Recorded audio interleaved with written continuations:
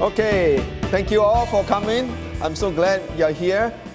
And what I want to talk about tonight is God in ancient China. I'm going to present you some things that might be new to you because most people have certain concepts or understanding of Chinese belief system.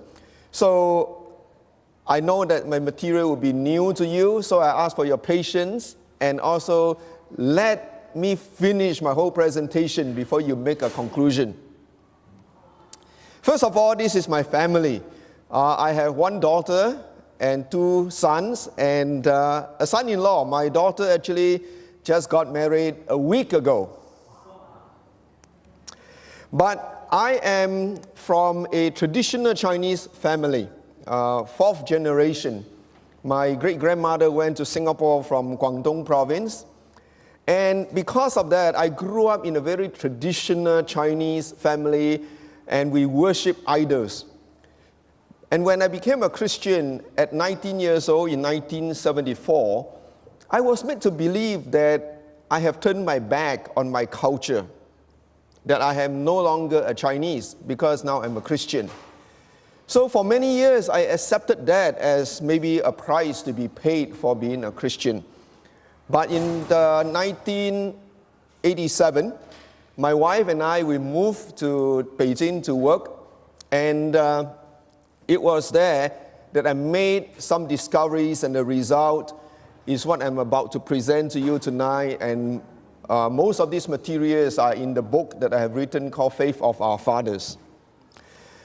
My thesis, what I want to present to you tonight is that ancient Chinese once worshipped a personal and relational God who rules lovingly and justly through his regent meaning the emperor. And the ancient Chinese also believe and practice vicarious sacrifice to maintain their relationship to this personal God. Okay, so this is new, but this is my thesis, this is what I want to present to you, and I will show you my arguments. My argument is based on this, what I want to present tonight. In my book, I cover more areas, but tonight I want to present to you the imperial sacrificial system and the concepts of God found in ancient Chinese documents, records and interpretations of astral events, meaning events that happen in the sky, and then expert opinions of the 17th and 18th century. And then finally, I want to share with you ancient ideologies embedded in the Chinese written character. But first of all, some background. Now, when you think of Confucius, you probably think of him as the beginning of Chinese history, right? That he's at the very beginning of Chinese history. But I want to show you and maybe to remind you that Confucius actually came in quite late in Chinese history, 6th century BC. And that is half time because before Confucius, there was 2,000 years of Chinese history already. And then, I'm not going to go into details, but you can refer to these various things I'm going to talk about. So this kind of help you put things where they are. Okay, first of all, I want to talk about the God that the ancient Chinese worship. And once again, I am talking about a period way before Confucius. I'm talking about the very beginning of Chinese civilization, and they worship one God.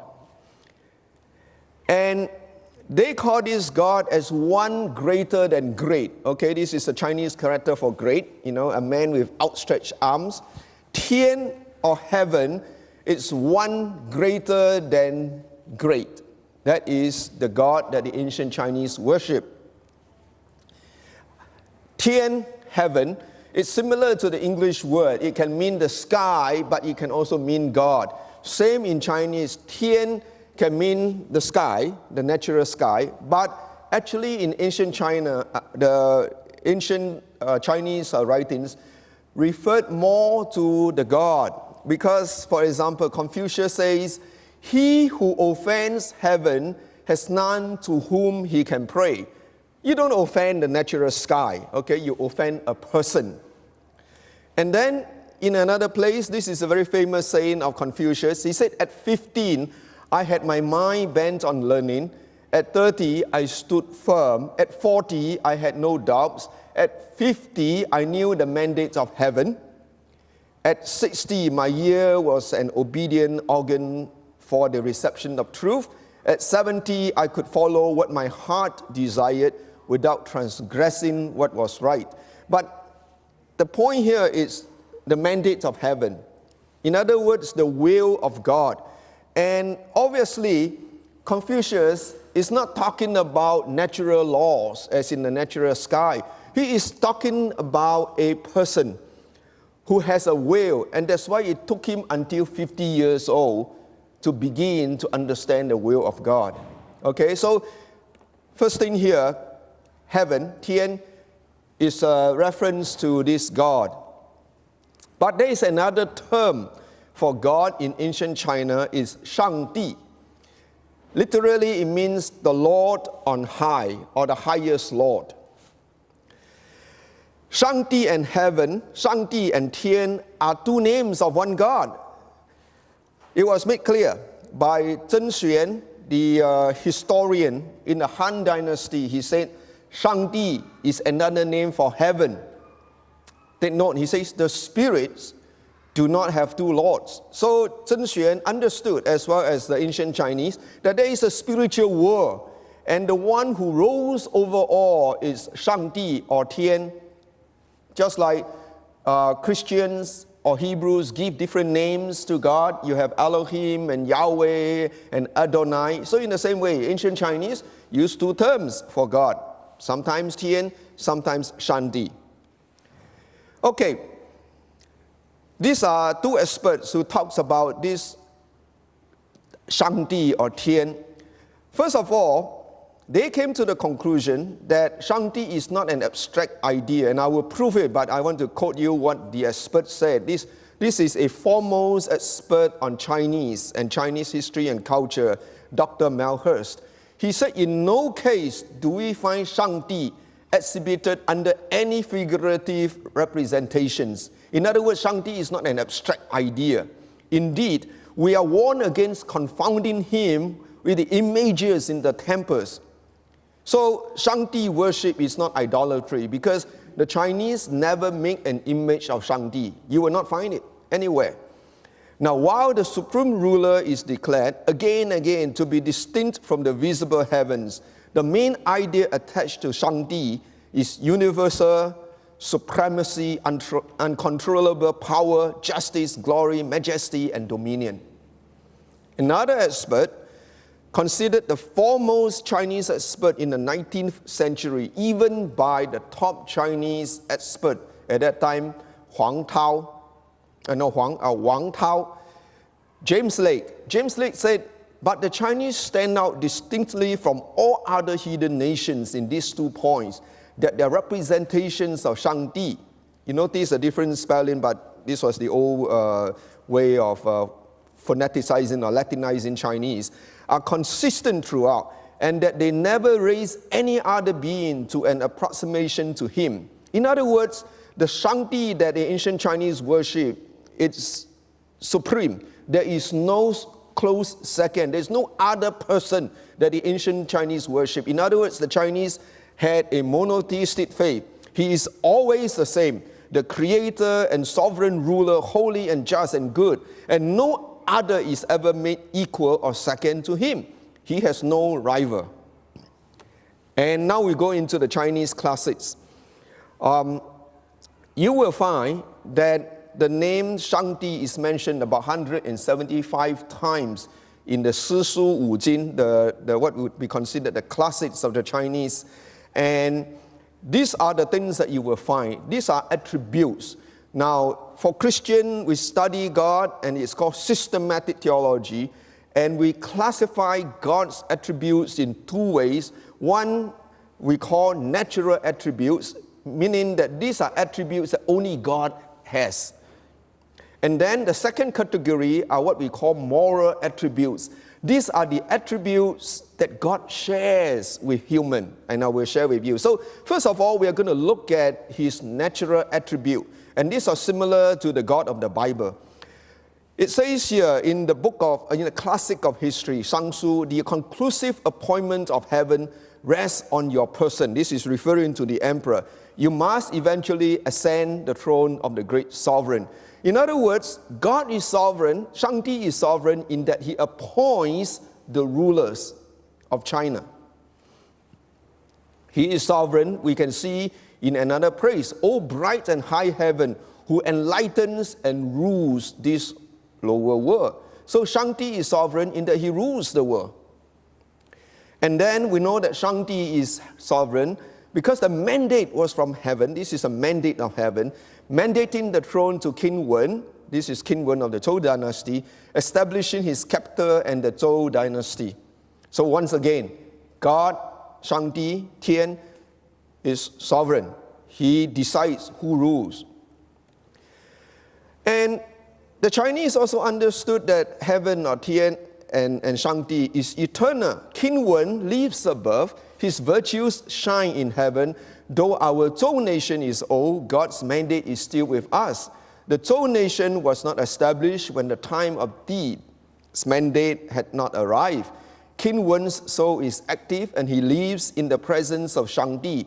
Now, I'm inferring here, but the point here is that the ancient Chinese believed that King Wen continued to live and he lives in the presence of God, Shanti. So it is a reference to the eternity of God. Just as King Wen has not died, God has been present throughout. And then Shanti is immutable. In other words, he cannot change. Only Shanti is inscrutable. In other words, only God cannot be understood fully, but he will shower blessings on those who do good. He will pour down calamities on those who do evil. We must not neglect to do small acts of righteousness, because it is by the accumulation of these do the nations celebrate. We must not neglect to avoid small acts of unrighteousness, because it is by the accumulation of these that an entire generation is corrupted. Now, again, this is by inference that God is immutable in that he is consistent with his character. All right, he will reward those who do good, and he will punish those who do wrong over a period of time, not immediately, but over a period of time. Now, for those of you who are astute observer, you will notice that there's a lot of English and just some short Chinese. First of all, it's because the Chinese is classical Chinese, which is very succinct. But the other thing is that the English is an expanded version, and most of my translation came from James Lake. James Lake spent 25 years to translate the entire series of Chinese classics. His translation had been deemed to be most authoritative by the experts at that time. Some Chinese scholars today will dispute with what I share, which is true, because the interpretation, of course, there can be different ones. But I am standing on very good authority, and this is the reason why. First of all, classical Chinese is no longer in use today, even by the scholars. They only do it as an academic exercise. Whereas during the time of James Lake and the Chinese authorities at that time, classical Chinese was what they used in the written form daily. So when the top Chinese expert, Wang Tao, said that James Lake's translation was accurate, we can believe him. The other thing that I want to point out is that I use James Lake's translation because James Lake, as a very top-notch scholar, would annotate his translation. He will explain why he translate this word that way versus the other way. Most Chinese scholars do not have the discipline to do that. They will just give you a translation without meticulously explaining how they come to that conclusion, whereas James Lake will do that. Okay, another reason that I stand on James Lake's translation is that some of you may know, during the Boxer Rebellion, the Hanlin Academy was burnt by the Boxers. The Hanlin Academy is equivalent to the Library of Congress, where most of Chinese classics and very important documents were kept, and they were burnt. So these documents are actually no longer accessible to modern experts, whereas At that time, these were available to people like James Lake. Okay, and then moving on, Tian or Shangdi is all-powerful, as the ancient Chinese understood him. The descendants of Shang dynasty were in number more than hundreds of thousands, but when Shangdi gave the command, they became subject to Zhou dynasty. So the whole idea is God is powerful. He could overcome a great dynasty like Shang and replace it with the Zhou dynasty. And God is all-powerful, as we can see in this passage from the classic of history. Almighty heaven has given this middle kingdom, Zhongguo, with its people and territories to the former kings. Again, God is powerful in that he could move kingdoms here and there. And then Shangdi is all-knowing. Heaven is all-intelligent and observing, and let the godly emperor imitate him. Then his ministers will honor him, and the people will be governed well. So, in other words, follow the example of Shangdi, who is very intelligent. Shangdi or Tian is all-knowing. We know that from this passage. O Almighty Shangdi, you come to us in your majesty. You discern all that is happening for the peace of the people. So, again, he is discerning, he is all-knowing. Then Shangdi is also ever-present. Shangdi is revered because he will extend to the 9 limits. He is everywhere, so he is ever-present. And Shangdi is infinite.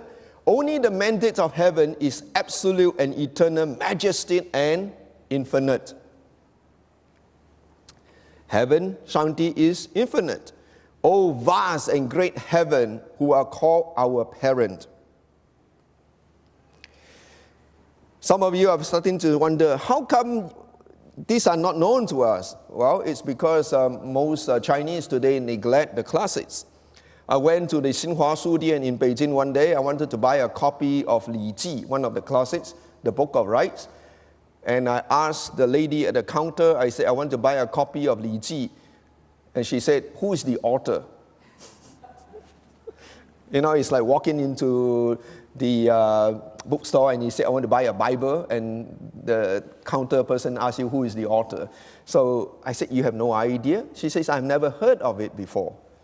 Can you imagine a person who works in the bookstore that had never heard one of the Chinese classics? But anyway, this sounds new to you, but it has been there for a few thousand years. Heaven loves the people. Okay, now we're moving into the moral attributes of God. Ever-present, ever-knowing.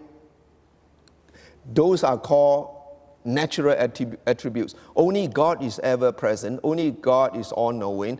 But he shares some of his characteristics with us. So now we're moving into that. And so the first of that is Shangdi is love. Heaven loves the people. The ruler should honor heaven.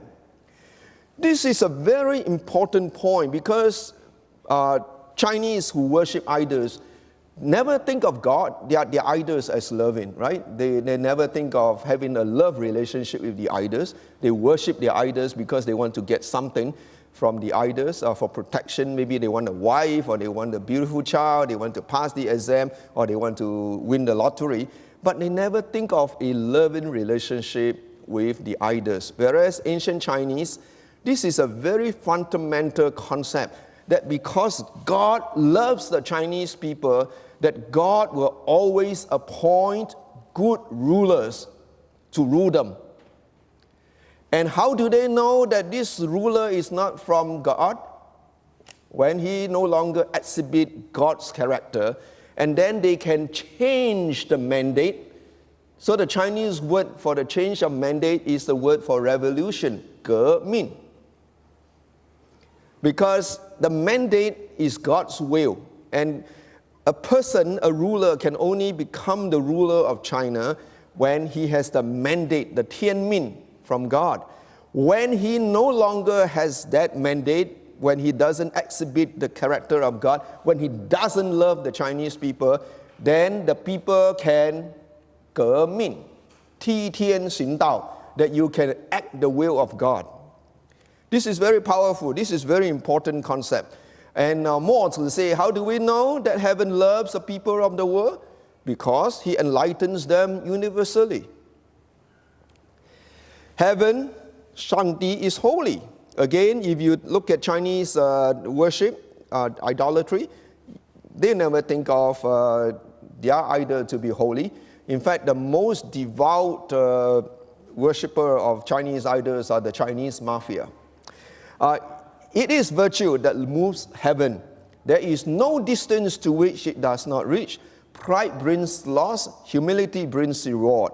This is the way of heaven. So in other words, God is holy, he is supreme in his character, he's above all else, he is beyond reach in terms of his moral standards.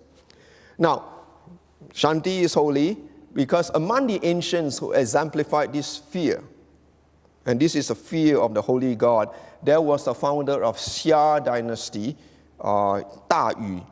When his house was at its strength, he sought for able men to honor Shangdi. And then heaven, Shangdi is gracious. In other words, he grants us favors. Great heaven has graciously favored the house of Shang and granted to you, O young king, at last to become virtuous. This is truly a great thing for generations to come. And we also know that Shangdi is gracious because there is peace throughout our numerous regions. There has been a succession of plentiful years. Heaven does not weary in its favor. In other words, God's favor is continuous. He doesn't get tired of favoring us. And then, Shangdi, and finally, is faithful. The ordinances of heaven, how deep are they and unceasing? God is faithful in that he will always keep his promises. He will keep to his ordinances. And then in the book of Means, Mencius said that faithfulness is the way of heaven. To be faithful is a man's way. We are called to be faithful because God is faithful. So these are the attributes of heaven. And then finally, heaven took notice of his virtue and entrusted his great mandate on him that he should calm and settle the great number of regions. So these are the attributes of the sovereign God that the ancient Chinese understood. Notice here, they describe this God, but they never make an image. This is very much like biblical worship. When we read the Bible, we start to see and know God. But we don't look at an image, we look at his attributes to know God. It's a very common thing for Chinese to, when you share with them, and they will say, show me God. You know, if God is real, I want to see him.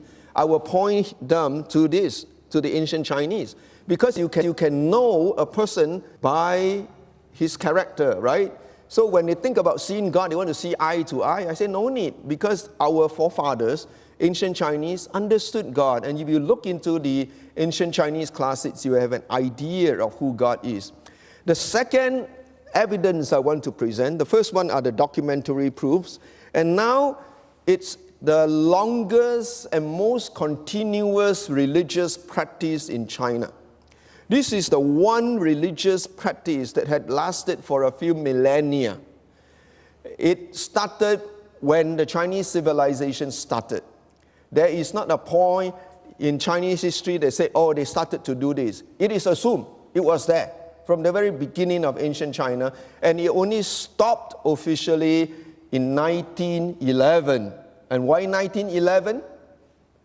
Because Sun Yat-sen, Dr. Sun Yat-sen, overthrew the Qing dynasty and ushered in a republic. So it was only in 1911 that this practice stopped, but not even then that it stopped. In 1914, this sacrifice was performed. By who? Yuan Shikai. All right, Yuan Shikai, who usurped the authority, he wanted to return to the dynasty. So the first thing he did, of course, he performed a border sacrifice. And I have a personal information. I cannot document it, but I will just share with you that someone told me that Chairman Mao also performed a sacrifice after he took over China. just in case. And the person responsible for it was a minister from the Qing dynasty. But anyway, so this is it, the border sacrifice. Now, why is it called border sacrifice? 交祭, because it was performed at the outskirts of the city. It had to be done outside the city, 郊外, okay, outside the city wall. Now, that's actually consistent with the biblical sacrificial system. So from the very beginning, you see that similarity. Now, this is what I talked about. Throughout Chinese history, they talked about this border sacrifice as if it should be there. In ancient times, the Son of Heaven, that is the emperor, of the Xia dynasty. Xia is considered the first dynasty of China. The first three dynasties, Xia, Shang, Zhou. The first is Xia. Personally and reverentially sacrificed to Shanti at the border. That's why it is called a border sacrifice. This is a most sacred responsibility that no Chinese dynasty has ever failed to perform. Every Chinese emperor has to perform this sacrifice. That's why I say it is the longest continuous sacrifice. Now, maybe the emperor didn't believe what is said in that, and afterwards I will touch on that too, the meaning of the sacrifice. But they had to do it because, remember, the mandate of heaven, Tian Min. An emperor can only rule when he has the mandate. If he does not have a relationship with God, it proves to the people he really doesn't have the mandate. I mean, this is similar to US presidents, right? Right before election, they will attend church more regularly and they will show people that they are in church. So in the same way, the Chinese emperor had to perform this sacrifice. Okay, the purpose of the sacrifice, according to the doctrine of Min or the book of Min, the ceremonies of the celestial and terrestrial sacrifices are those by which men serve Shanti. So the sacrifice is a service to God. And not only that, the sacrifice has significance. It is said to an emperor, the most important thing is to follow the principles of heaven. In following heaven, nothing is more important than the border sacrifice. So this is the most sacred task of the ancient emperors. It is recorded that way in the Chinese historical record. And then, to go further, the Book of Rites, that's a book I was trying to get in the bookstore. It says, the honor of the rites, or to honor the rites, is to honor the meaning intended in it. If the meaning is lost, then the sacrifices are simply presented as a national celebration. So the requirements can be fulfilled, but its meaning is not easily understood. The emperor who understands the meaning and practices it, he will be able to rule the nation. So from here, very clearly, it says that the sacrifice has a deeper meaning. It is not easily understood. It's not just what you see on the outside.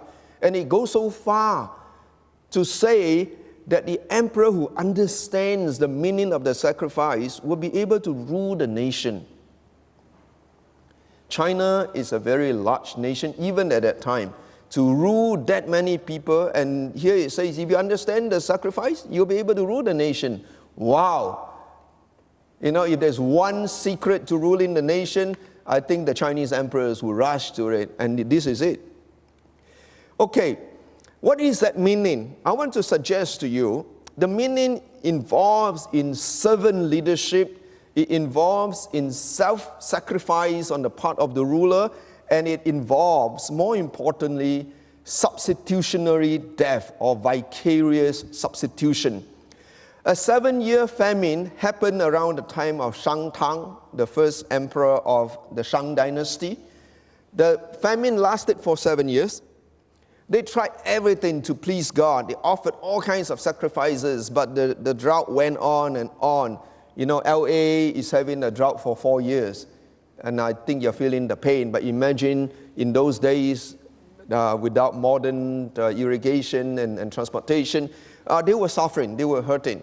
So the ministers came to Tang and said to him, we must do something exceptional. We must offer a human sacrifice. Now, you have to understand that in ancient China, human sacrifice was never institutionalized. Yes, when the emperors died, some of them would bury their concubines, and even rich people do too.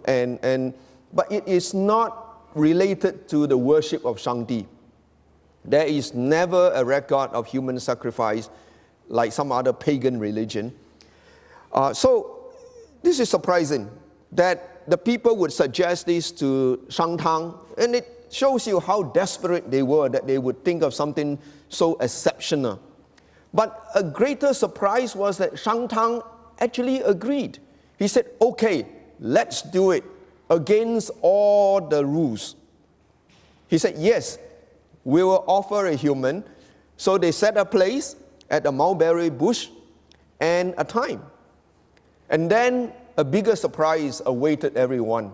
When they showed up at the place at the right time, they found Tang prepared himself to be sacrificed. He himself was to be the sacrificial person. He dressed himself, he bathed himself, he trimmed his nails and put on the sackcloth. And then he prayed this very famous prayer. He said, I have sinned. The people have no part in it. If, however, the people have sinned, the offenses must also rest upon me. Please do not let one person's lack of virtue cause Shangdi and the spirits to destroy the lives of the people. This is found in the Louis Chronicle, 吕氏春秋. This is a historical record. This is a historical prayer. What does it tell us? It tells us that ancient Chinese, going back to almost 2,000 years before Christ, understood that one person can die on behalf of others. This is what we call vicarious substitution. It is clearly a Christian doctrine. One person can die for everybody else. And we know that this border sacrifice was carried out by all the dynasties. If you go to the Temple of Heaven complex in Beijing, you will see they present to you all these historical records that how it all came about throughout the ages. And we have found other altar mounds beside the one that you can see in Beijing. For example, this one in Xi'an was discovered and restored. Of course, Xi'an was a capital for the Thong dynasty. But this is the Altar of Heaven complex, first built in 1420. Now, I want to say something here. You notice I use the word Altar of Heaven. The English term Temple of Heaven is a mistranslation. Because the Chinese word for this is Tian Tan. Tan is altar. If it is temple, it would be what? Tian Miao. But the Chinese understood that you don't build a building for the Creator God. He is far greater than human hands can put a house together for him. A miao, as it is explained in Chinese history, and if you are interested in all the references, I have it in my book. Miao comes from Mao, Mian Mao, the Mao, image. So the Chinese say, miao mao ye, meaning the word miao, temple, comes from image. So a temple is a place where you put an image. But the altar of heaven is not called Tian Miao, it's called an altar. Okay, this is a layout of it, and I will touch on a few places. But this is a very interesting proclamation. 6 days before the sacrifice, the emperor would make a proclamation.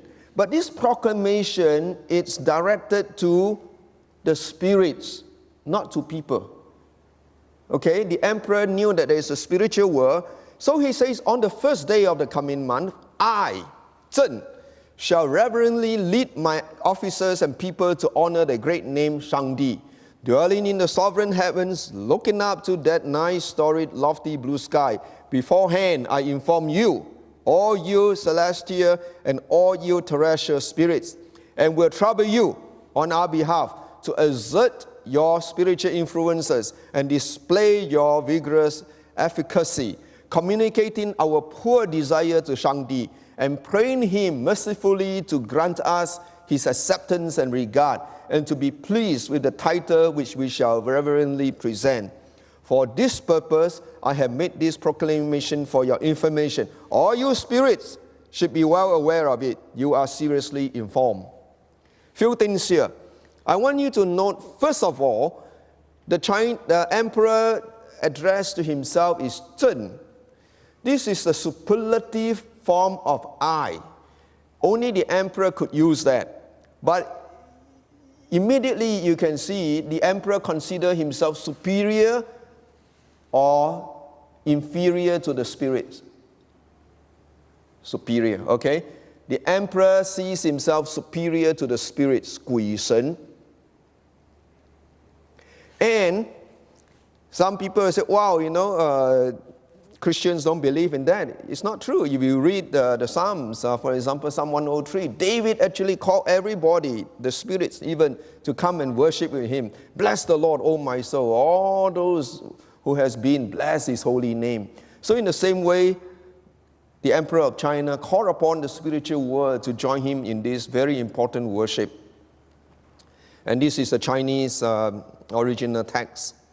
Okay, and on winter solstice, the shortest day of the year, the beginning of the year, from then on, the days will get longer. So it will be considered, the yin-yang, so this will be considered the beginning of the yang part of the year. The emperor and his entourage, usually a few thousand in number, will arrive in the temple of heaven on the day of winter solstice. And this is part of the entourage. This is 1/10 of the whole picture you can find in the Forbidden City. There's no room. If I put the whole thing down here, you will see only very tiny figures. But this is the procession. And the emperor will enter into, first place he goes to is the hall of abstinence, or the prayer hall, where he will actually clean himself and change into his sacrificial garment. He will take off his emperor clothing and assume the role of the high priest for the Chinese people. And outside the prayer hall, you will see this sort of a pavilion. And during the sacrificial period, this bronze statue will be placed there. Now take note, this is not an idol. There is a history to that.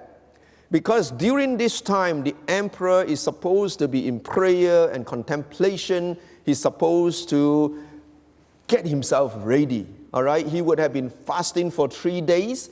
He would fast from meat. He would fast from women. And he will also fast from doing business. And all those few thousand officials who would join in the ceremony would do the same. They would fast from women. They will fast from meat. They will also fast from doing business. So during those few days, the ministers and those involved usually stay in their offices. They don't go home. You know why? To prove that they had no relations with their wives or concubine. Okay? They stay away from women. And they also do not do any business. But not all the emperor were following the rules. So once an emperor was fooling around, but his chief minister scolded him and reminded him that he should be worshiping God and contemplating and be in fasting and prayer.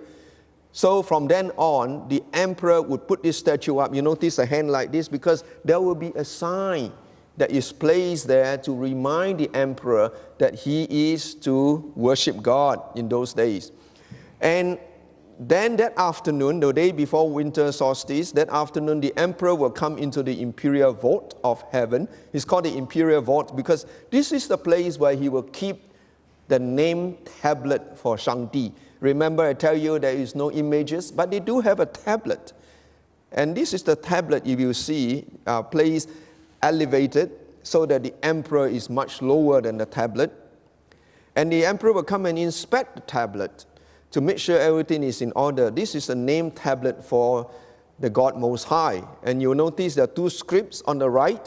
It's the Han script, the Chinese script, and on the left is the Manchurian script, because the last dynasty of China was the Qing dynasty. They added that, but before that they only had the Han script. But this is the God that the ancient Chinese worship, Huang Tian Shang Di. Huang means august, means great, okay? So the Supreme Lord in the highest heaven. Now, just as an aside, very interestingly, when the first emperor of the Qing dynasty, Qin Shi Huang, the first emperor of the Qing dynasty, when he reunited China, he wanted a new title for himself. He asked his ministers and they suggested, someone say, Ba Wang. He says, no, I don't like that. So he came up with one term himself. What did he call himself? Huang Di. I believe it comes from Huang Tian Shang Di. This was the emperor who actually usurped the role of God in the lives of the Chinese people. He burned the books and buried the Confucian scholars because the writings of God that I shared with you early on are all written in the script. So he burned those books and he killed the Confucius scholars, and he was a very violent emperor because he wanted to replace God. Okay, and sacrificial animals are used, and there are so many details here, but I just want to highlight a few very important ones. Later, I'm going to talk about the sacrificial animal in characters, but one thing here is that they have very clear prescription of what kind of animals to be used. Got to be pure in color, got to be unblemished, and even the size of the horn are to be calculated. And these are replicas that you can still see in the Altar of Heaven complex. They use unblemished, perfect animals for the sacrifice. Music was very important during the time of Qianlong. 2,000 musicians were kept there for the sacrifice. Now, it was said that the musicians that the emperor used for this sacrifice were never mixed with his own entertainment. In other words, when these musicians perform, they are always performing to Shangdi, never mixed with the emperor's personal entertainment. And this is a restored music conservatory. You can still see it. Most people miss it. It's on the western side of the complex. And in it, a few years ago, I conducted a concert there with Xiaomin, Sister Xiaomin's song. But while we were there, I discovered that there is this animal, and then you see on the back of the animal different colored cards, different heights. There's a symbol to it. After the sacred music had been performed, the chief minister will use the brush to brush the animal with the cards. It is a symbol that there is injustice in the world. But God will wipe them all clean, all equal. God will level the playing field, so to speak. So this is a very important symbol. It shows you that this sacrifice, this worship, it's about the common people, and it's about God bringing peace on earth. The main sacrifice would be performed on the circular mound, the altar. It's a 3-tier altar, and it would perform 7 quarters before sunrise on winter solstice. Now, winter solstice is around December 21, and it is probably the coldest day of the year. Okay, at 7 quarters before sunrise, can you imagine? Many times would be below freezing, and the emperor and his ministers will come. So this is serious business. It was said that the Ming Dynasty emperors did not even wear shoes. Of course, they wear socks, but they would not wear shoes to the sacrifice. So the whole place will be lit up, and the emperor would stand in, this is the top tier, and the top tier, it's a place reserved for Shangdi, and the tablet of God is position number 1, the tablet I showed you early on at the imperial vault. And then the officiating minister will be standing here, and then position 17 is where the emperor would stand. But he will ascend to position number 5. Position number 5 is right where afterwards I'll show you the round stone. Those of you who have been to the altar of heaven will know that's called Thong. There's a stone that goes to heaven. The emperor would come up here 9 times because this is a 9-part ceremony, and the emperor will kowtow 3 times. In other words, he will prostrate himself completely on the ground on the sub-0 degree temperature, and then he will kowtow, he will touch his head on the ground 3 times as he does that. So 9 times, 3 prostrate times 3 kowtows. That's how much the emperor would go to express his humility and submission to this great God. See, this is artist rendering of the emperor standing here, and the chief minister and the tablet of God. And the few thousand ministers and officials would be standing behind the emperor, including his sons and all. And this is a very interesting symbol. You know, in the Christian understanding, we know that the high priest, it's the mediator between God and man, and Jesus, of course, is a supreme example of that he's a mediator between God and man. So in ancient China, when the emperor performed this sacrifice, he is showing that he is the mediator. And this is a stone I was talking about. Some of you have seen this before. And more interestingly to us is the words, the songs, and the prayers they said during the ceremony. These are not made up by me. They're all recorded. It's all there. You can buy the documents. I bought it from Taiwan, called the 大明会典. Okay, it's called the statutes of the ceremony. And this is the first song. It's Welcome Shangdi. It says, of old in the beginning, there was a great chaos without form and dark. The 5 planets had not begun to revolve, nor the 2 lights to shine. In the midst of it, there existed neither form nor sound. You, O sovereign, spiritual sovereign, came forth in your sovereignty, and first did separate the impure from the pure. You made heaven, you made earth, you made man. All things became alive with reproducing power. So it shows you that the ancient Chinese understood that God was the creator who created this universe out of chaos. Sound familiar? And then the sequence of it. Okay, and then another song during the first part, D, Lord, or Lord D, when you separated the yin and the yang, that is the heavens and the earth, your creative work had begun. You did produce, O Spirit, the 7 elements, that is the sun, the moon, and the 5 planets. Their beautiful and brilliant lights lit up the circular sky and square earth. All things were good. I, Chen, your servant, thank you fearfully, and while I worship, present this memorial to you, O D, calling you sovereign. Remember when the emperor made a proclamation to the spiritual world, he referred to himself as what? Zhen, the superlative I. But now, when he is prostrating and addressing the Creator God, he said what? I, Chen, the inferior me. So the hierarchy is very clear. It's Shangdi, Emperor, spirits. Even ghosts. Okay? No need to fear ghosts. All right.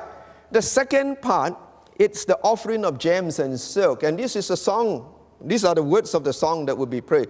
You have promised, O D, to hear us, for you are our Father. Again, this is the intimacy that is expressed in ancient Chinese worship. This is not idolatry. This is a very intimate relationship with the sovereign God, that the emperor would call God his father, and I, your child, thou and enlightened, am unable to show forth my dutiful feelings. I thank you that you have accepted our pronouncement. Honorable is your great name. With reverence, we spread out these gems and silks, and as swallows rejoicing in the spring, praise your abundant love.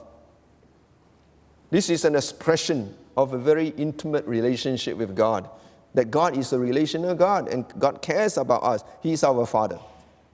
And then, during the third part of the ceremony, the song would say, the great feast has been set forth, and the sound of celebration is like thunder. The sovereign spirit promises to enjoy our offering, and your servant's heart feels like a particle of dust. This is the mightiest man in his kingdom, and possibly the greatest ruler of the world of that time, said, I am just a speck of dust. The meat has been boiled in the large cauldron, and the fragrant provisions have been prepared. Enjoy the offering, O thee, then shall all the people be blessed. I, again, Chen, your servant, am filled with thanksgiving. How blessed I am. And then the fourth part, this is the martial dance.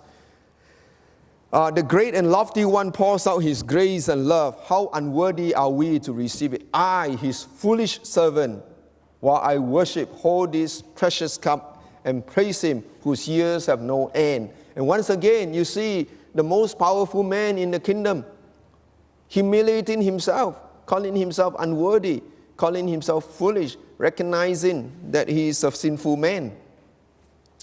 And then a prayer would be offered. This is a prayer written by Jia Qin of the Ming Dynasty. And it says something like this. I'm not going to read the whole thing for you because of time. O awesome Creator, I look up to you. How imperial is the expansive heavens. Now is the time when the masculine energies of nature begin to be displayed, and with great ceremonies I reverently honor you. Your servant, I am but a reed of willow. My heart is but as that of an ant. Again, supreme humility. Okay. Now you understand why earlier on it was said in the Chinese classics that the emperor who understands the meaning of this will know how to rule the nation? Because he will then be a servant to the people. When the Almighty had so decreed, he called into existence heaven, earth, and man. Between heaven and earth, he separated appointed men and things. But heaven has given me the mandate, so I, a servant of thee, pray for his enlightenment. So may I, a simple person, forever appear before him who is in the highest heaven. So now you see why the emperor who understands this will know how to rule the nation, because he will depend on the wisdom that comes from God alone. Okay, the fifth part is a silver dance, and this is what the song will say, the Tai He music. All the numerous species of living things are indebted to your grace for their beginning. Quite similar, I'm not going to read all of them. Then the sixth part of it is the presentation of the wine. And the song will say, the precious feast is white displayed. The gem-filled benches are arranged. The pearly wine is presented with music and dances. The spirit of harmony is present. Man and beast are happy. The breast of his servant, the emperor, is troubled that he is unable to repay his debts. These are all recorded in Chinese history. You can buy it and you can see it. And this is from the Ming Dynasty. Okay, the seventh part of the ceremony. The service of song is completed, but our poor sincerity cannot be expressed. Your sovereign goodness is infinite. As a potter, you have made all living things. Interesting that in the Hebrew scripture, God is also described as a potter. Great and small are shouted by your love, by influence. Imprinted on the heart of your poor servant is a sense of your goodness, so that my feeling cannot be fully displayed. With great kindness you do bear with us, and notwithstanding our demerits, do grant us life and prosperity. So you see the justice of God and the grace of God. All in this. Very good theology. And then the second to the last part, he would send Shangdi back to heaven. So it's called sending off Shangdi. And this is what the song will say. With reverent ceremonies, the record has been presented, and you, also, O Sovereign Spirit, has accepted our service. The dances have all been performed, and 9 times the music has responded. Grant, O Thee, your great blessing to increase the happiness of my house. So he sent Shangdi back. Then the last one, interestingly, and again, if you are familiar with Hebrew sacrifice, you'll find this is a similar thing. The last part is the burnt offering. This is after Shangdi was sent back to heaven, they would perform a burnt offering. And these are the words that go with that sacrifice. We have worshipped and written the great name on this gem-like sheet. Now we display it before thee and place it in the fire. These valuable offerings of silk and fine meats are burnt also with these sincere prayers. That is the prayers that are written in the silk, that they may ascend in volumes of flame up to the distant sky. At the end of the earth, look up to him, all human beings, all things on earth, rejoice together in the great name. By this point, the emperor would be facing east, looking towards the quadrant, and you can imagine by now the sun is beginning to rise, the crack of dawn, and with that beautiful morning sky, you will see the burnt offering and the flames going up, and the wood would be sandalwood, so it would be a very fragrant aroma. The Apostle Paul talks about a fragrant aroma, and this is that kind of a fragrant aroma. So the second evidence I've shown you, it's the border sacrifice. I have shown you Chinese documentary proof and the border sacrifice. The third evidence are experts, and I call them magi from the West. Just like in the court of law, I am allowed to bring in expert opinions, and I'm going to bring you some expert opinions. Right before the year 2000, China rushed and completed the Millennium Hall to celebrate the new millennium. All right, during the time of Jiang Zemin, it's in Beijing, you will see it. And inside the Millennium Hall, it's called a tribute to Chinese history, 中华千秋颂. It's a 117 meters long by 5 meters tall wall relief of major events and major contribution to Chinese civilization. On the wall, surprisingly, there's one foreigner. One foreigner. In all of China's long history, only one foreigner is recognized on the wall. Of course, on the wall you have Sun Yat-sen, Mao Zedong, Deng Xiaoping, Yao Sun-yu, Sima Qian. Everyone you can think about, Yue Fei, all that. But one foreigner is on the wall. And that foreigner is this guy. His name is Matteo Ricci, an Italian. Not only at the Millennium Hall is he honored, he's actually honored in Beijing itself. This is right outside the Second Ring Road. There is a cemetery. Actually, this cemetery now is occupied by the cadre school. But inside, you will find headstones of missionaries to China. These are mostly Western as well as Chinese missionaries of the Jesuit order, 耶稣会. And this place was given by the emperor to honor this missionary. But the foremost of this, it's Matteo Ricci, and you can see here is the largest headstone. Wonderful history. But I want to share with you just enough to show you. Matteo Ricci was an Italian. He went to China, and of course his goal was to reach China. But he was also a very learned man. He became the first missionary to seriously study Chinese language and Chinese customs. He decided that he would master the Chinese classics. He became the first foreigner to Latinize Chinese words. all right, using Latin words. And in fact, when he never returned to Italy. He died in China and, of course, was buried in the imperial tomb. When he wrote home after many years, his family complained that Matteo Ricci's Italian was no longer good. Matteo Ricci and his cohorts produced maps. So the People's Daily credits Ricci for the introduction of the world map, Western mathematics and astronomy to China. Matteo Ricci was famous for his memory skill.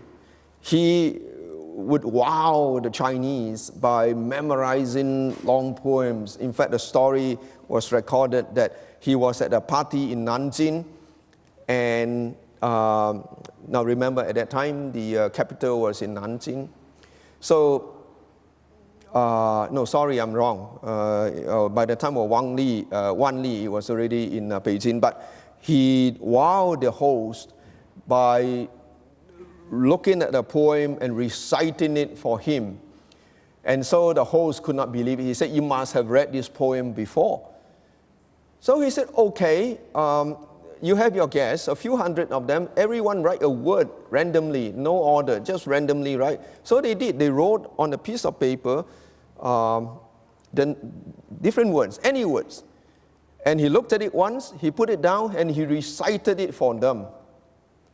So that's how sharp a mind that this man has. Actually, there's a book written about that. It's called The Memory Palace of Matteo Ricci. Simply put, this is how he would do it.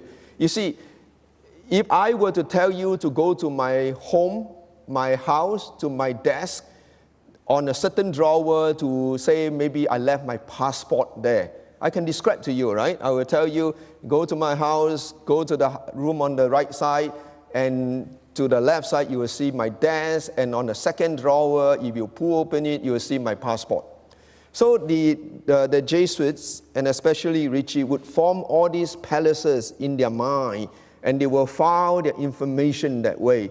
So they will always remember what they have memorized. But anyway, I want to share this with you to let you see that this was a man who made clocks. Wan Li was fascinated by his clocks. This is a man who drew maps. This is a man who taught mathematics. This is a man who Latinized languages. He is a foremost scholar and academic. All right? Let's establish that. But this is his conclusion. After he studied Chinese classics, this is what he said: "He who is called Lord of Heaven in my humble country is he who is called 上帝 in Chinese." Matteo Ricci, after having a chance to work in the imperial palace, reading the documents, seeing the sacrifice, concluded that the ancient Chinese worship the God same as the God in the Bible. This is what he wrote in Chinese. And this is in the same book. He said, "Therefore, having lived through a great number of ancient books," meaning Chinese books, "it is quite clear to me that the sovereign on high and the Lord of heaven are different only in name." Some people will say, well, he had an ulterior motive. He wanted to convert Chinese, so he just twisted it. But think about it. You are a scientist. You are a scholar. Would you sacrifice your integrity to convert someone? Will you lie to evangelize? I don't think so. He had no need to do that. All right, this is a man of great integrity. I will share this with you. The foremost expert on the Jesuit in China today is Professor Yu Sanli, a friend of mine. Once I was in conversation with him, I said, "What do you think of these missionaries?" Because, the official position of the missionaries was missionaries came to China to subvert China. They were there to do bad things. So I said, "What do you think of these Jesuits?" Because he is the chief expert on the Jesuits. He is the curator of the cemetery that I referred to earlier. He went to Italy, he went to Belgium, and all the places where the missionaries were formed and studied them. So I said, "Professor Yi, what do you think of this man?" He raised his thumb. He said, "These are men of men, 人上人. These are men of the highest caliber." Okay, that's what he said. So I said, Professor E, if that is true, and these are your heroes, do you believe what they believe in? He kind of smiled and said, maybe we can talk about that another time. But the point is that this man, a man of the highest caliber, came to this conclusion. You can either believe him or disregard him and throw him off the wall on the Millennium Hall. You cannot honor a liar. Okay. Now, just to show you that these are men of integrity, he had actually led quite a few ministers to Jesus, and one of them is Paul Xu Guangqi, okay, the chief minister of the Ming Dynasty during Wan Li period. But there were a few others that Ritchie refused to baptize, and the reason why he refused to baptize them was in those days, these officials would have many wives. He would refuse to baptize them because they have more than one wives. And there was one of the Liang Zizao, he only baptized him on his deathbed when he renounced his concubines. My point here is that this man, Matthew Ritchie, would not compromise to win converts. Okay, another person, now a Protestant, and an expert, and I talked about him, James Lake. He was considered the foremost Chinese expert, or foremost expert on Chinese in the 19th century. And this is the classics, and I talked about the annotation and the commentaries. This is what I got. And if you really want to study how they come to those interpretation, you can study this. And this is said of him at his memorial service. If ever man loved a people, James Lake loved the Chinese. And he could not bear to see them do wrong or suffer it. The longest and the most embittered controversy in which he was ever engaged was one with certain missionaries who did not think of the root ideas of the old Chinese religion as he did. There was a huge controversy in the 19th century, actually between the British and the American missionaries. The British missionaries like James Lake and Melhurst actually had better scholarship. The American missionaries did not have the same scholarship, so they came with an idea that the Chinese could not have known God. So they refused to use the Chinese term 上帝 for God. That's why nowadays you will find two versions of the Chinese Bible. When it comes to the use of God, you have the 上帝版, okay, the 上帝 version versus the 神 version. And the British missionaries say, we can use 上帝 because 上帝 is same as our God. They say, oh no, it's like calling God 孙悟空, you know. No. Of course, nowadays you don't see that argument, but in those days it was fierce. Okay. And Fabian continued to say, nominally it related to the question whether they had any word, meaning 上帝, that could be used to translate the idea of God. Really and substantially, it concerned whether they had any idea of God at all. And he maintained, James Lake maintained, they had, for he did not judge with charity as well as, For did he not judge with charity as well as knowledge? Just to show you the esteem and the position of James Lake had in the world of the sinologies or experts on China, even 30 years after James Lake's death, a Congress of Oriental Languages was held at Oxford in 1928. During the conference, a representation of professors from countries such as France, Italy, Holland, Germany, Latvia, America, and Canada laid a wreath on his grave. On the card attached to the wreath was written, "To the immortal genius of the great master James Lake, from the Sinologies assembled at the 17th Congress of Orientalists at Oxford, August 31, 1928. So I have established his scholarship and his genius. So now, this is his conclusion. James Lake said, I maintain that the Chinese do know the true God and have a word in their language answering to our word God, to the Hebrew Elohim, and to the Greek Theos. And then finally, all truth is God's truth. And this has to do with extra events. And the Chinese was meticulous in recording extra phenomena. The emperors would hire 14 court astronomers who would study the night sky every night and record events. But not only recording them, they would interpret them. Because the ancient Chinese believed that you can observe the heavens to discern changes. Now, this is different from astrology. Astrology says the stars will control your life. But the Chinese concept is similar to the Hebrew concept, like in Psalm 19, 诸天述说神的荣耀，穹苍传言他的手段. All right, the heavens declare the glory of God. Day from day, it show forth His handiwork. So the ancient Chinese also believed that God, who flung the stars into the space, could communicate with humans through the stars. Because God is a communicative God. You can communicate with emails, you can communicate with a written word, but you can communicate with flowers. So don't forget to buy your wife's Mother's Day gifts tomorrow.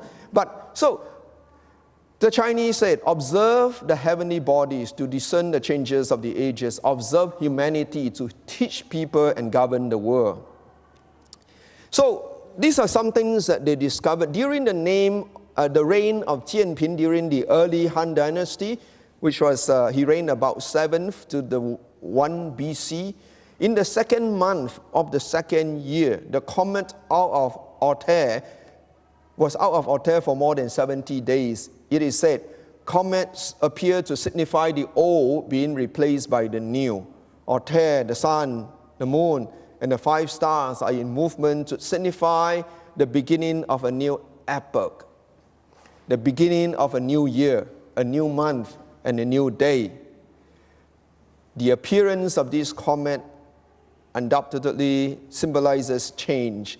The extended appearance of this comet indicates that this is of great importance. Now, comet is a loose translation of the Chinese word, okay? So don't assume that it's same as your understanding of a comet. And this is the original Chinese record.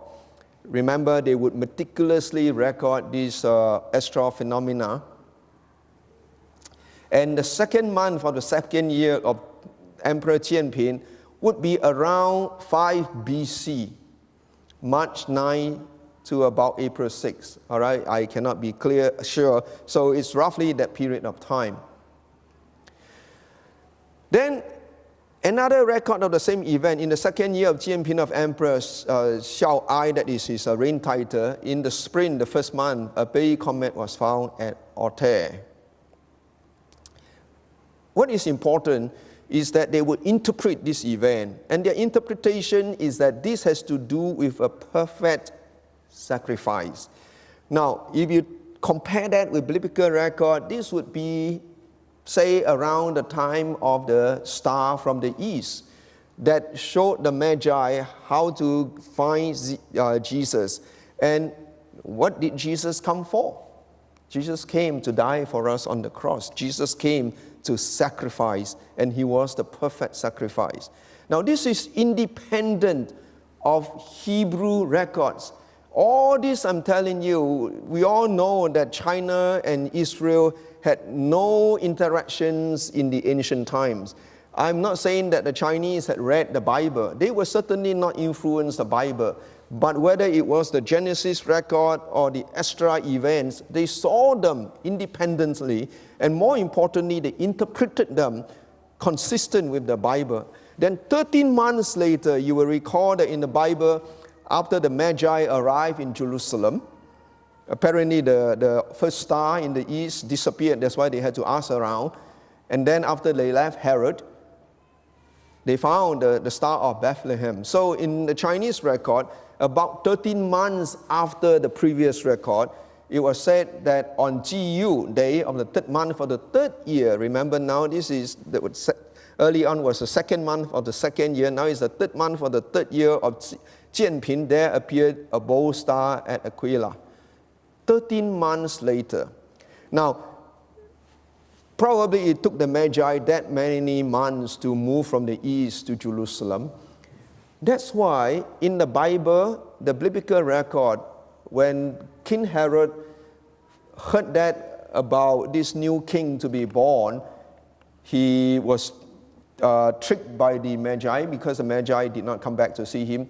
So he was angry. And what did he do? He ordered all the children in Bethlehem, 2 years and under, to be killed. Why 2 years? Because probably the Magi, and of course it's not in the Bible, but in the Chinese record, told us that it was 13 months later. So the emperor killed everyone 2 years and under. Then of course, in the Bible, we have another extra phenomenon on the day of the cross. There was a huge darkness that lasted a long time. Around the same time, which would be 33 years after those two events that I have just shown you, in the day of Gui Hai, this would be in the later Han Dynasty. Of course, you know Chinese history, you know that the Han Dynasty was broken up by the Wang Mang rebellion, who established a short Qing dynasty. But the later Han, 33 years later, the last day of the month, there was a solar eclipse. The sky turned dark, all right, they call it eclipse.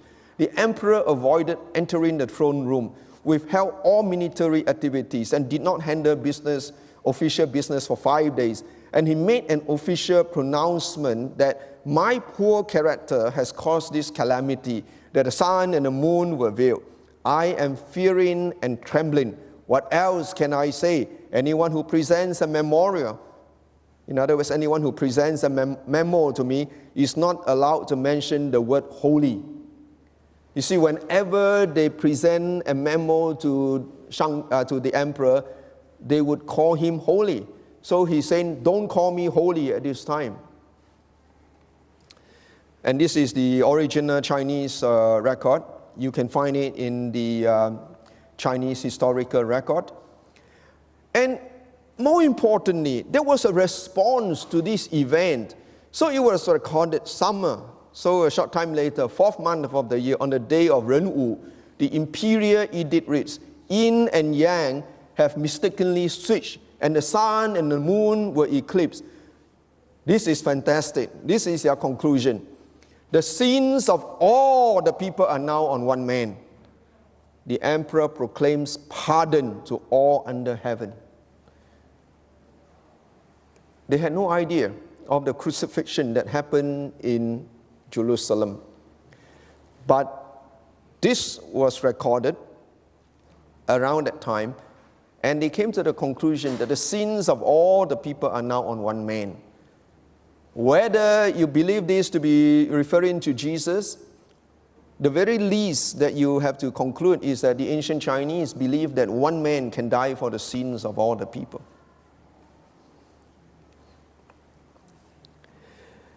Then there was a commentary, an interpretation. The record of the later Han Dynasty commentator Qian Tanba said, eclipse on the day of Gui Hai, that eclipse that we read about, means that the man from heaven dies.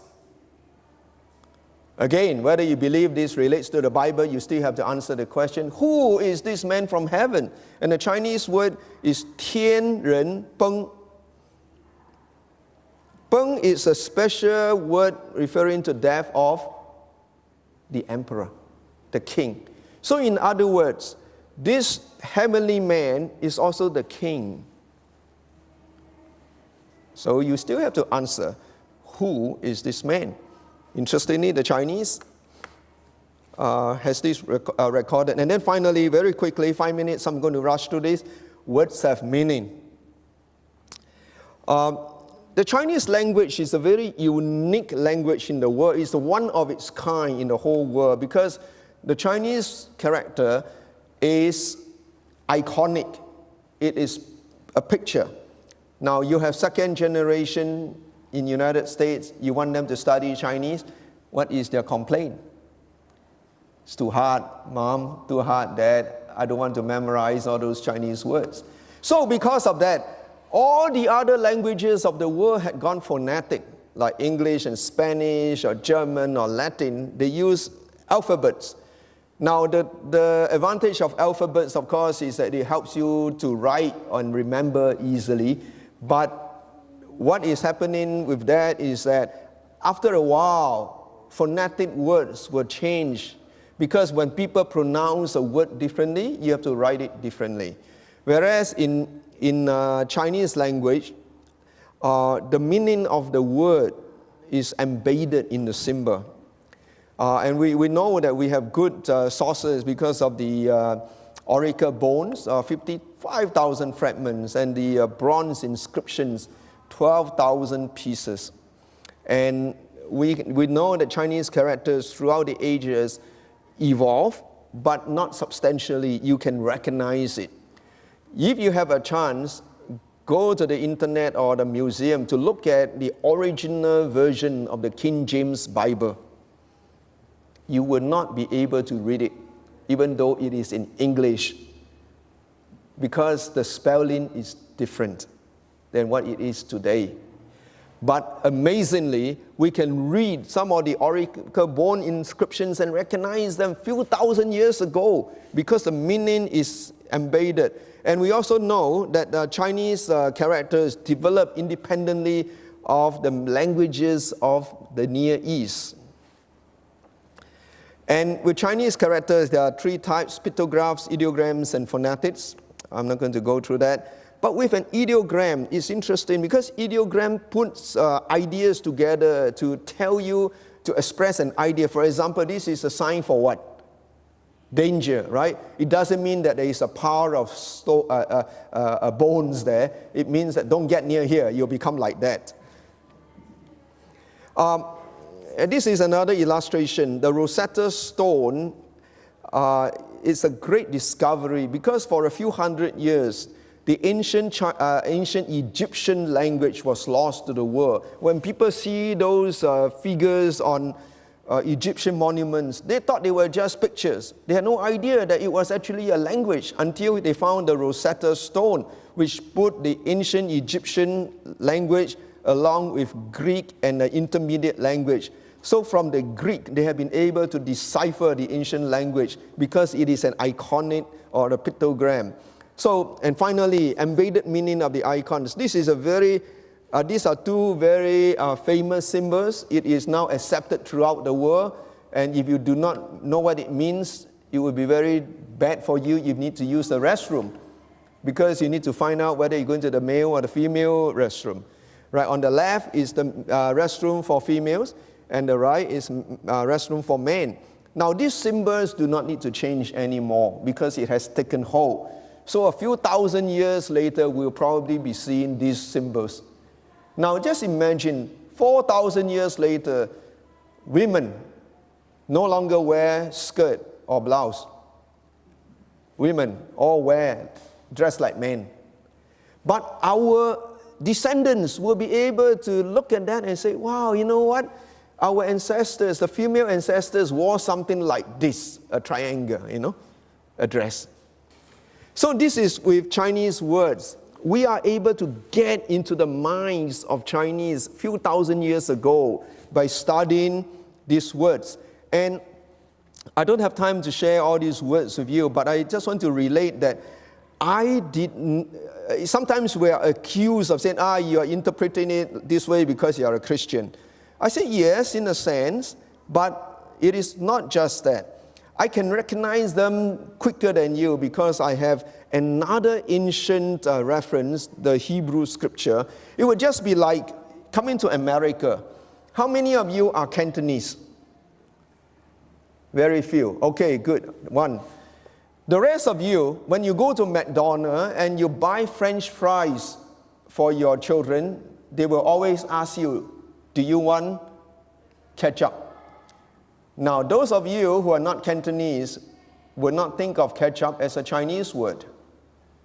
It is. Because the Cantonese pronounce tomato sauce as ketchup. It's true. So if you're not a Cantonese, you will not recognize that ketchup is a Chinese word. Wok is another one. You know, the northern Chinese pronounce it as guo, but Cantonese call it wok. So the English word wok comes from Cantonese. Anyway, so yeah, it is true. Because I'm a Christian, I have the Hebrew scripture of this, about the same history. That's why I can recognize this. But it is not just that. Because there are other archaeological discoveries. This is one of the most exciting archaeological discoveries of modern China. They discovered this civilization in Sichuan province in a place called San Sin Tui, 3-star Mount. And they found hundreds of bronze articles. And they dated these bronze articles, especially this tree, to be about 27 to 4,700 years old. And the civilization there, they estimated to be as large as 3 million people. And they found this bronze tree. It's a giant, it's like a life-size tree, 3.95 meter tall. Okay? It's more than 2-story high. And on it, there are fruit that are protected by light leaves. And then it is inhabited by a snake, and then it has a human hand. So very quickly, you will see that this tree has a snake. See that? Wiggles down here. And this snake has 2 front legs. All right, before, the Bible tells us before the fall, the snake has feet. And these are the protected fruits. You can see beautiful fruit, but they're protected by life-night leaves. And so it shows you it's like a forbidden fruit. And you see a hand, a human hand touching the tree and the snake. So out of that, when I look at words like jin, forbidden, I see 2 trees and God. I see the word for ta, the third person, the it, which originally in Chinese, it's the same word for the snake, all right? This is ta, is the ancient script for snake. Of course, now snake, to be distinguished, added a radical, a classifier to make it a snake. And then to cover it is 2 trees and a woman, and so forth. And I'm going to stop here because of time. Is that going to be a question and answer time, or my time is up, but I'm open to questions and answer. And in case you're interested to contact me, this is my contact information. Any questions, or should I close? Yeah, I introduce myself. I'm from Singapore. I'm a 4th-generation Chinese. I grew up in a traditional Chinese family, and I became a Christian when I was 19. But before that, I was in idol worship and all that. When I became a Christian when I was 19, in 1974, I thought I had to give up my Chinese heritage. I thought I turned my back on my culture until my wife and I relocated to Beijing in 1987. No, sorry, went to China in 1987, but relocated to Beijing in 1995. And when people come to Beijing, they will always want to see the Great Wall, the Forbidden City, and the Temple of Heaven. And I hated to go to the Temple of Heaven because when I was a kid, I didn't want to go to temples. So at first I thought, oh, temple, no good. But as I went with my friends, I made discoveries, and this leads me to a journey. I spent more than 10 years on this. I spent 7 years to write my book. But these are some of the things I've discovered along the way to show me that the ancient Chinese worship a one true God who shares the same character as the God of the Bible. The last emperors of the Ming Dynasty actually became a Christian. Chongzhen's, one of his wives, became a Christian, and she was Christianized Helena. But there was a controversy during the Qing Dynasty. A long story, but very quickly, you all may have heard it called the rights controversy, 礼仪之争. The problem was that the Jesuits were using this method, and they were quite successful, and they were elevated. I didn't share with you, Nan Huairen Verbist, a Belgian missionary, became the personal tutor of the greatest Chinese emperor, Kangxi. Okay, Kangxi was tutored by Verbist. That's why Kangxi became the longest serving emperor since Qin Shi Huang. He reigned for 52 years. And before he died, he actually wrote a memorial. He said, all the emperors before me, if they reign for long, they will become corrupt. If they remain good, usually they die young. Which is true, right? If you look at the long years of history, they all became corrupt when they ruled for long. And Kangxi became emperor when he was 9 years old. The regents ruled for him until he became 14. At 14 years old, Kangxi became the most powerful man in the empire. But in the end, we still consider Kangxi one of probably the best emperor in all of Chinese history. I will submit to you there is a reason, because he was tutored by the Jesuit priests. That was how effective they were. But anyway, after Kangxi died, this controversy broke out. The Franciscans and the Dominicans were also in China now, and a lot of it was because of the Jesuits were so successful, the door was wide open. But the Franciscans and the Dominicans were ministering to the poor people, and they didn't see some of these things. So they actually discredited the Jesuits. They wrote to the Pope and complained and said that the Jesuits had syncretized the faith by mixing Chinese religion with the Christian religion. So that's why it was called a rights controversy. Long story short, the Pope wrote a very stern letter to the emperor, and the emperor was furious. Kangxi actually scolded the emissary from the Pope. He said, you don't even speak Chinese, and you're trying to lecture me? Which was actually very arrogant, because Kangxi was one of the most learned emperors of all times, right? We all know that. The Kangxi Dazhidian, right? The Kangxi dictionary was his masterpiece.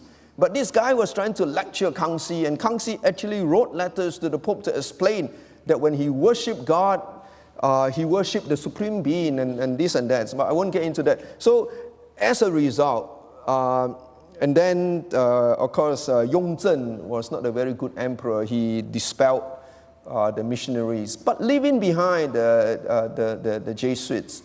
So in a sense, the Catholics lost a golden opportunity. And then it's that relationship between the Vatican and China actually continued to this day. Has never been good. And then I shared with you about James Lake, same thing. The British missionaries were of higher scholarship, but the Americans came with their preconceived ideas, would not believe, would not agree. It was actually based on ignorance. They've never read this. You know, it seems like when I share this, sometimes people will object. But that's because they never examined the text like I have done. Good. I think that's good enough, Ren. Thank you all for your attention.